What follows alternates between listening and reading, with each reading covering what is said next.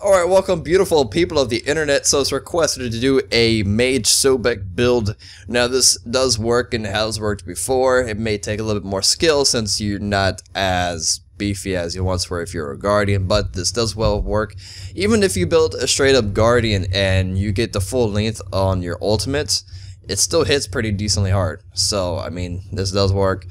So feel free to try it if you can. So let's go into our...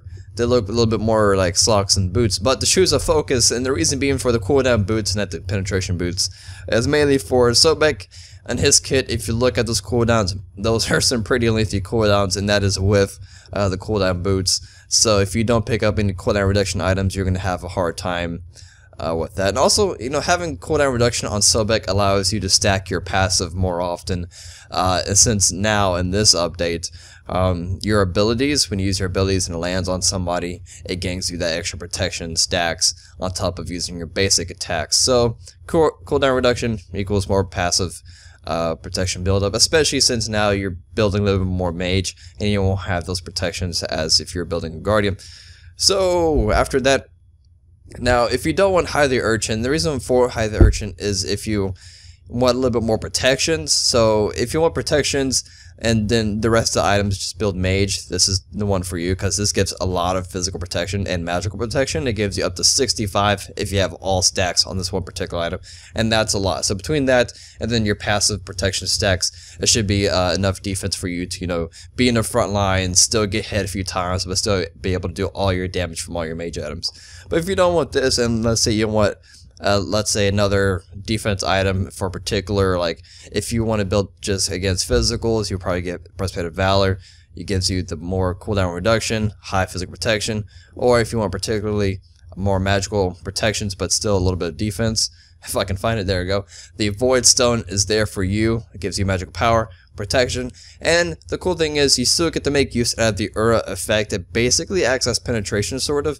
Reduces enemy magic protection by 15 within the 55 units.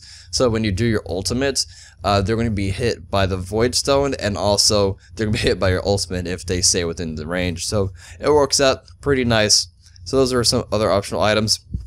If you want a little bit more HP, a little bit, be like a little bit more bruiser as far as your kit, will be the Ethereal Staff. Pick that up, more HP, and then since Sobek is a Guardian, his HP scaling is a lot, so you get a lot of use out of that passive. Gives you a lot of damage overall. So moving along, for a penetration item, if you didn't have Void Stone already, you can pick that up if you want. But Obsidian Shard, a lot of power, a lot of penetration. We need this. You don't really get much use out of the Spear of Magus at all as Sobek, so you definitely want to go Obsidian Shard. Next, this particular item slot you can fill with those other items I've mentioned before. The idea behind Bearcroft's talent is, for one, a lot of magical power, because we need a lot of magical power items since we use one item slot that has no magical power, obviously. So having Bearcroft's talent plus 100, the lifesteal is great. Now you can heal yourself up using your 3 as long as it hits people. It's a decent amount of healing. But for Bearcroft's talent, when you go into your ultimate form and you're just, you know, in your little swampy area just trying to hunt for prey or whatever you want to call it, you may be getting attacked, you may be in the middle of a team fight or whatever, so you're going to get hit a lot. So in case your HP drops a lot in time of your ultimate, when you do pop your ultimate and you're missing a lot of HP from being attacked, you're going to do even more. You're going to do a lot of damage because of the Bearcroft talent's passive. And then you're also going to heal yourself from the lifesteal when, you know, snapping your crocodile mouth on whoever you choose. So that's how the Bearcroft talent works in Sobek. It's mainly for his ultimate. So, I mean, if you don't really want it, don't pick it up. Pick something else for your choosing. Next, Soul Reaver. Soul Reaver is mainly for his ultimate yet again.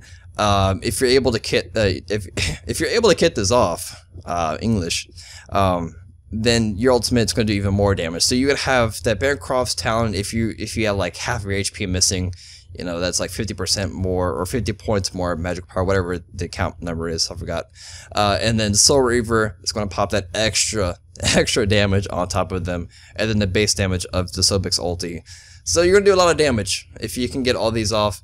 If not, you know, popping Soul Reaver on one of your other abilities, still not too bad. It's still a lot more damage for you to put out. And then finally, Ride to Hoodie, so we can get all of our magic power that our little scaly self needs. So let's go on to the poor robot. Now I do have all the stacks of Hide the Urchin on, so if you want to see the defense count without it, just subtract, what is it? I think it's 10, 20, yeah, 20 points. Alright, so first we're going to start with our ultimate. Take our sweet little time. Boom. That is almost a one-shot. Now, if I had less HP, Bancroft Town would have kicked in a little bit more damage because of the passive. So, and then finish them off with a couple more hits, or basic attacks, whatever you want. So that's going to wrap it up for the build. If you have any other further questions, please let me know. And I'll see you guys next time. Peace.